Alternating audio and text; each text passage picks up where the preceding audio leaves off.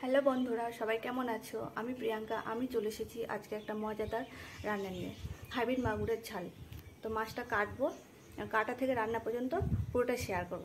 তোমরা দেখতে থাকো। আমি মাছটা কাটি, তো আমার বর ক্যামেরা করবে আর আমি মাছ কাটবো। চলো।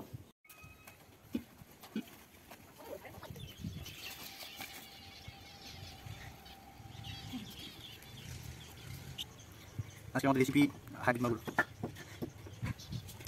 আজকে ব্লগে আমাদের মাছের কিছু দৃশ্য দেখছেন। মাছটা 2 কেজি, তাই তো?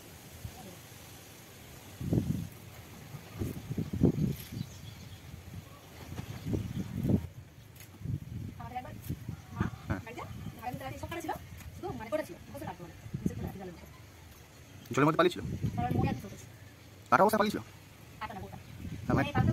ও, তাহলে জলের মধ্যে কি করে সাঁতার কাটবে? হাইব্রিড মাগুরের পকোড়া হবে, পিস পকোড়া। হ্যাঁ, খাই হবে। সেটা অবশ্যই দেখাবো, এর মধ্যে থাকে, ভিডিওর মধ্যে। প্রতি বছরই আমার একটা বন্ধু বাড়িতে মাছ নিয়ে আসতে হয়। ওই বছরই প্রতি বছরই আমাকে দেয় একটা মাছটাকে বেসিকলি প্রবলেম বাড়ে না। ও ও নো,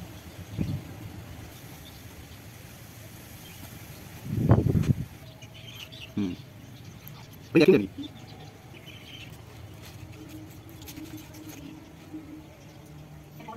একটা কম হবে না, কম হবে না।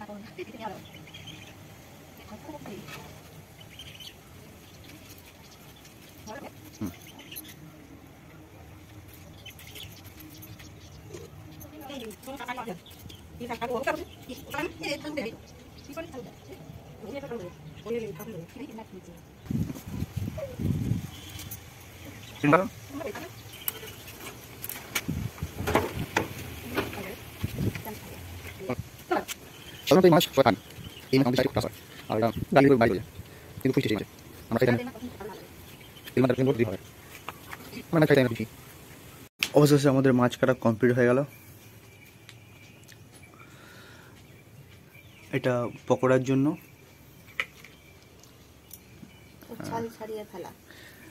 ছাল ছাড়িয়ে রাখা আছে পকোড়ার জন্য, আর এটা তরকারির জন্য। এটা ছাল ছাড়ানো আছে সবগুলো। আচ্ছা, তো এবার রান্না করার পালা। এখন মাছগুলো ভাজার পর্ব চলছে।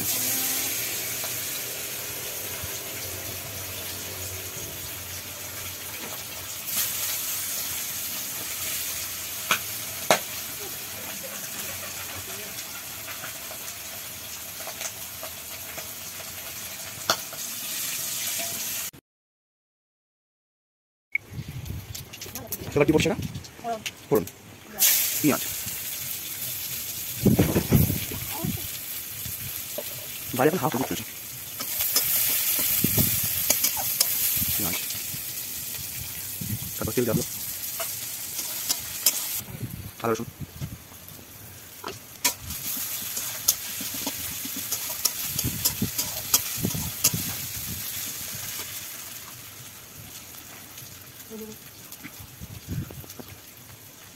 ঝাল, হলুদ,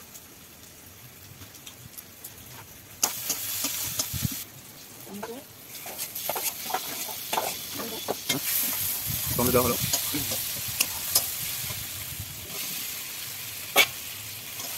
কিছুক্ষণ মশলা মাখানোর পর, আলু দেওয়ার পর এবার মাছ দেওয়ার পালা।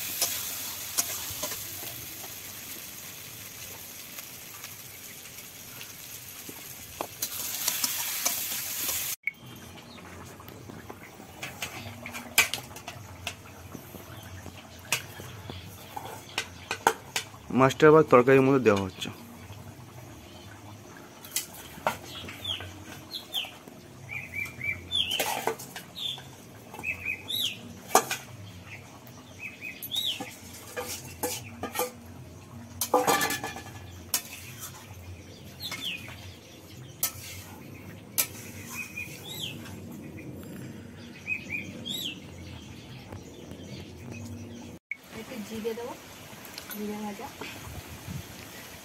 জিরে ভাজা দেওয়ার পর তুমি নামিয়ে নেবে, তাই তো?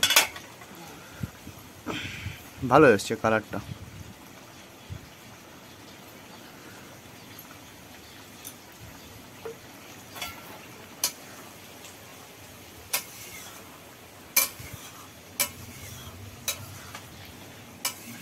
এই মাছ খুব ভালো খেতে।